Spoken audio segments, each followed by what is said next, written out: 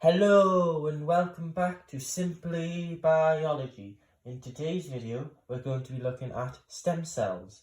We're going to be looking at their uses, what they are, and the different types of stem cells, and some ethical considerations. So, without further ado, let's get started. So, we're going to be looking at what are stem cells. So all the cells in your body are specialised to carry out a particular function. For example, nerve cells are long and thin and have a myelin sheath which is able to insulate the neuron to speed up the rate of neurotransmission, and erythrocytes, which have no nucleus, and hemoglobin, which is able to bind to oxygen so they can carry oxygen around the body in the bloodstream.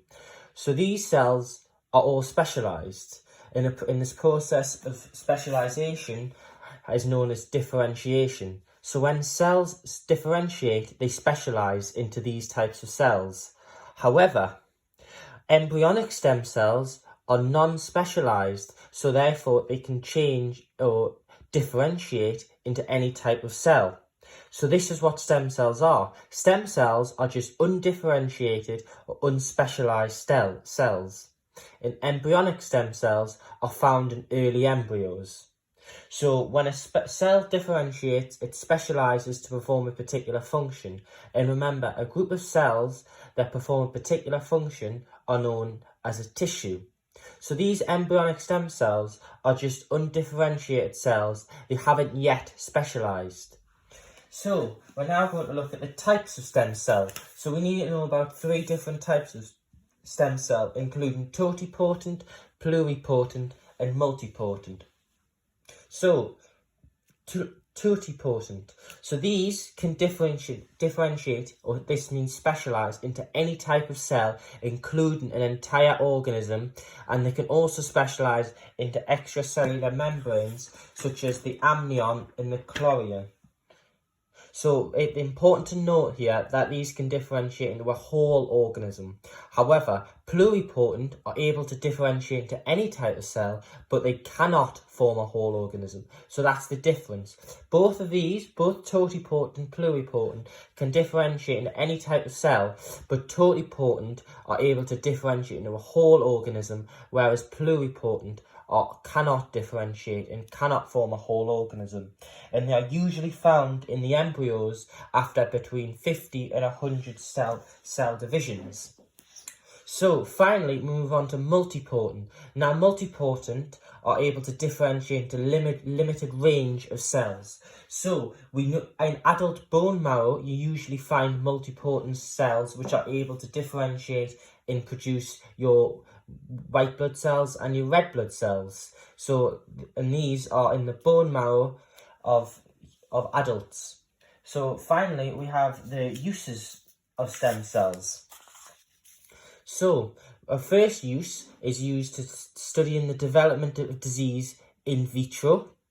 So scientists can use stem cells to grow them, and they can study how diseases progress, and therefore this leads on to the next one. They can test drugs in vitro. So this just means outside the body in a petri dish in the laboratory.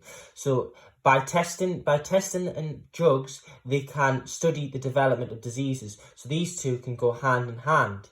So using stem cells to test drugs that can affect a different disease in different ways, and to see how the drugs can react and how they are able to either be beneficial or maybe if they can harm the individual.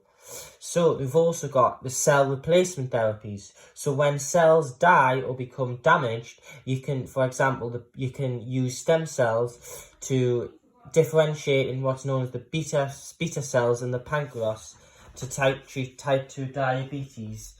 And we've also got multipotent cells can differentiate and form cells such as and treat conditions such as leukemia, or they can also be used in the nervous system, e.g. to treat Parkinson's or Alzheimer's. So finally, we're going to look at some ethical issues. So embryonic stem cells are taken from early embryos, and these can cause heated debates, because some people believe that the embryo possesses human qualities, because obviously if it's given the chance, it will grow into a human. However, others just see it as a ball of undifferentiated cells. So therefore, this causes ethical debates about using embryonic stem cells, because we are actually destroying the life of an unborn child, effectively. So what happened is scientists such as Shinji Yamanaka have developed what's known as induced pluripotent stem cells, which are just multipotent stem cells that have been given a protein known as a transcription factor. And what happens is these transcription factors are able to change the differentiated multipotent back into undifferentiated pluripotent, and therefore these stem cells can be used in other treatments. So this obviously avoids the barrier of having to use embryonic stem cells, and therefore there's no ethical debate. However, there's a problem, because they have a low success rate of transfusion between multipotent and pluripotent, and also worried that they can proliferate and grow into what's known as tumours or tetraomas. So, thank you for listening to this video, and I hope you found it useful on the types of stem cells, the uses of stem cells, the ethical considerations surrounding the use of these cells, and I hope you now understand a bit more about them. So, thank you and goodbye.